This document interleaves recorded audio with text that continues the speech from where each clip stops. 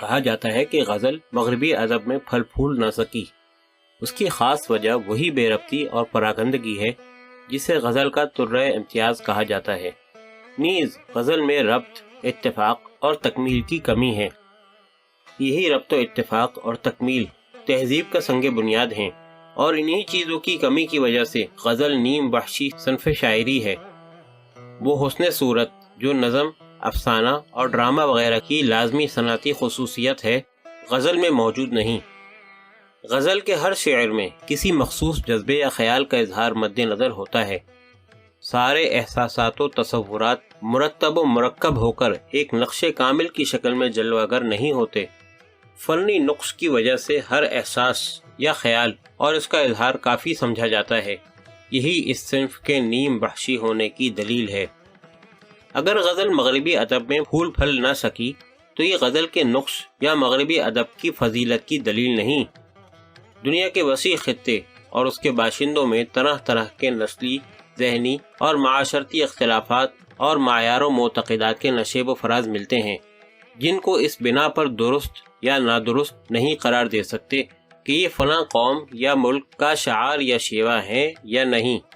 مذہب و اخلاق کا تصور مشرق و مغرب کے مذہب و اخلاق کے تصور سے مختلف ہے، اور چونکہ شعر و ادب کا سرچشمہ دراصل مذہب و اخلاق ہی رہا ہے، اس لیے مشرق و مغرب کے شعر و ادب کا تار و پود اور رنگ و آہنگ بھی جداگانہ ہو تو روئیے زار زار کیا، کیجیے ہائے ہائے کیوں۔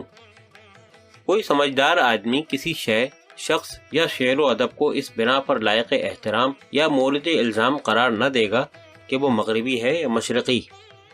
غزل میں ربط، اتفاق اور تکمیل کا نہ ہونا سطحی اور اصطلاحی الزام ہے، حقیقی نہیں۔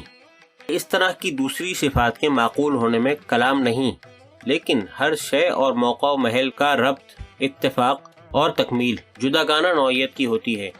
عناصر فطرت، حواس خمسہ، فنون لطیفہ، سیاسیات، وحدت الوجود، وحدت الشہود، خیر و شر، غرض، ہر وہم اور وجود میں ربط، اتفاق اور تکمیل کی کارفرمائی مختلف ہوتی ہے۔ منطق، ریاضی، طبیعت اور کیمیا کا ربط، اتفاق اور تکمیل، مذہب، اخلاق، معتقدات اور شعر و ادب کے ربط و اتفاق اور تکمیل سے جداگانہ حیثیت رکھتی ہے۔ مخصوص سیاق و سباق میں بھی ان کا مفہوم بدلتا رہتا ہے۔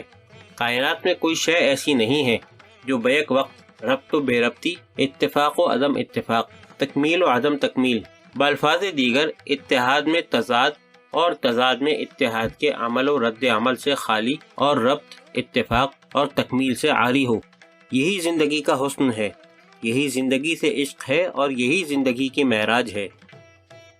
غزل میں مندرجہ بالا جن عوامل کی کمی بتائی جاتی ہے وہ ظاہری اور سطحی ہیں، ورنہ اچھی غزل میں ان کا فقدان نہیں ہوتا، بلکہ وہ ترکیب، تنظیم و تزئین ملتی ہے جس کو شیوہ ہائے بتاں کی مانند اب تک کوئی نام نہیں دے سکے ہیں۔ ذوق ہی نہیں، فکر و نظر کے اعتبار سے بھی یہ غزل کے نقش ناتمام یا نیم وحشی صنف شاعری ہونے کی دلیل نہیں ہے، بلکہ وہ جمالیاتی، فکری اور وجدانی تقاضا اور تسکین ہے جو سینکڑوں سال بعد کسی قوم، ملک و ادب کی خصائص اور خوبیوں کے پہم کسر و انکسار کے بعد ایک مخصوص پیرائے میں ظہور پاتے ہیں، اور اس قوم، ملک و ادب کا سرمایہ، امتیاز اور افتخار مانے جاتے ہیں۔ یہ حیوانی نہیں، کلیتاً انسانی تقاضے اور اس کے مظاہر ہیں۔ شعر و ادب پر وحشیانہ یا نیم وحشیانہ کا اطلاق اب سے پہلے کبھی سننے میں نہیں آیا تھا۔ شعر و ادب اقدار ہوتے ہیں، افراد یا ادارے نہیں۔ وحشیانہ یا نیم وحشیانہ کا اطلاق اول ذکر پر نہیں، مؤخر ذکر پر ہو سکتا ہے۔ معلوم نہیں غزل کے سلسلے میں نیم وحشیانہ کا فقرہ لغوی معنی میں استعمال ہوا ہے یا انگریزی ادب اور تنقید کی یہ کوئی مخصوص اصطلاح یا مفہوم ہے۔ اردو تنقید میں یہ فقرہ پہلے کبھی سننے میں نہیں آیا، لیکن جب سے اردو ادب صرف مغربی تنقید کے معیاروں پر پرکھا جانے لگا ہے، اس طرح کی نامانوس اور نامناسب اصطلاحات بھی کانوں میں پڑنے لگی ہیں۔ ذیل کی تصریحات انگریزی شعر و ادب کے ایک ایسے فاضل عزیز سے حاصل کی گئی ہیں جو اردو شعر و ادب کے بھی ممتاز مبصر ہیں۔ ایلیٹ نے اپنے ایک مضمون میں ملٹن پر تنقید کرتے ہوئے ایک اصطلاح استعمال کی ہے، یعنی ڈس اوکیشن آف سینسیبلٹی، جس سے اس کی مراد یہ ہے کے خیال اور جذبے کا جیسا متوازن امتزاج ملٹن کے دور سے پہلے کے شاعروں کے یہاں ملتا ہے اور جو عکس ہے دراصل ان کے وحدت پسند شعور کا، وہ ملٹن کے یہاں نہیں ملتا۔ اگر ہم اس اصطلاح کو غزل کی شاعری پر چسپاں کریں تو غزل کے بارے میں کہہ سکتے ہیں کہ یہ ایک ڈس انٹیگریٹڈ فارم آف لٹریچر ہے۔ البتہ جارج سینٹیانا نے تقریباً 30 سال پہلے براؤننگ پر ایک مضمون لکھا تھا جس میں یہ خیال ظاہر کیا گیا تھا کہ اس کی بیشتر نظموں میں ہمیں جذبات کا لاوا ملتا ہے، ان کی مہذب اور ترتیب یافتہ شکل نہیں۔ مصنف نے جو فقرہ استعمال کیا ہے وہ نیکڈ اینڈ سبلیمینل پیشن ہے۔ اس کی تفصیل یہ ہے کہ ڈرامیٹک مونولوگ کی فنی تدبیر کے ذریعے سے ڈرامائی کردار اپنے باطن کو بلا قید و بند کے ہمارے سامنے پیش کر دیتا ہے۔ شاعر خود اپنی طرف سے کچھ کمی بیشی نہیں کرتا۔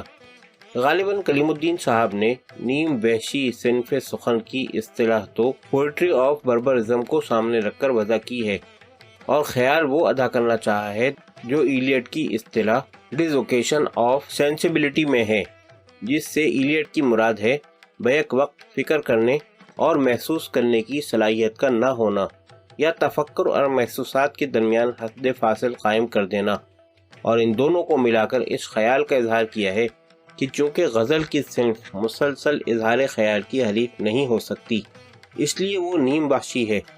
یہ اس لیے کہنا پڑ رہا ہے کہ ڈرامیٹک مونولوگ کی فنی تدبیر اظہار کے تسلسل کے خلاف نہیں ہے، اس میں باطنی محرکات کا اظہار تسلسل اور بے باکی سے ملتا ہے۔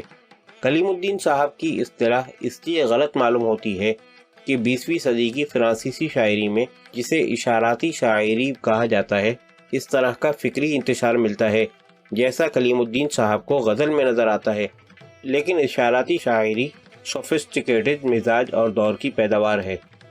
رہا یہ اعتراض کہ غزل میں وہ حسن صورت جو نظم، افسانہ اور ڈرامہ کی لازمی خصوصیات ہے، موجود نہیں، اس کا جواب ایک حد تک خود اس اعتراض میں موجود ہے، یعنی یہ خصوصیت اس لیے نہیں ہے کہ غزل غزل ہے، نظم، افسانہ یا ڈرامہ نہیں۔ دوسری طرف غزل کی صنعتی خصوصیت دوسرے اصناف سخن، نظم، افسانہ اور ڈرامہ میں نہ ملے تو کوئی قباحت نہیں۔ ایک صنعت کی خصوصیت دوسری صنعت میں کیوں تلاش کی جائے؟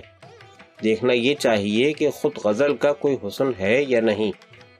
وہ حسن یقیناً اس میں موجود ہے جس کی وضاحت، وکالت اور مظاہرہ مدت الایام سے آج تک بے شمار روز افزوں شعراء، ان کا کلام، مشاعرے، خانقاہیں، محافل ساز و سرور، رسائل اور اخبارات میں ملتی ہے۔ غزل کا جواب اور جواب دہی ایک شاعر نے بڑے لطف سے کی ہے، جہاں اس نے محبوب کی رعنائی اور زیبائی کو حافظ کی غزل سے تشبیہ دی ہے۔ یہ غزل کی توصیف یا تائید میں دوسری غزل پیش کر دینا ہوا، جو منطق اور ریاضی کے اصول سے قابل قبول ہو یا نہیں، ذوق و شوق کے اعتبار سے درست ہے، اور شاعری کی توجیہ و تائید میں ذوق و شوق کی کارفرمائی کو کبھی نظر انداز نہیں کیا جا سکتا۔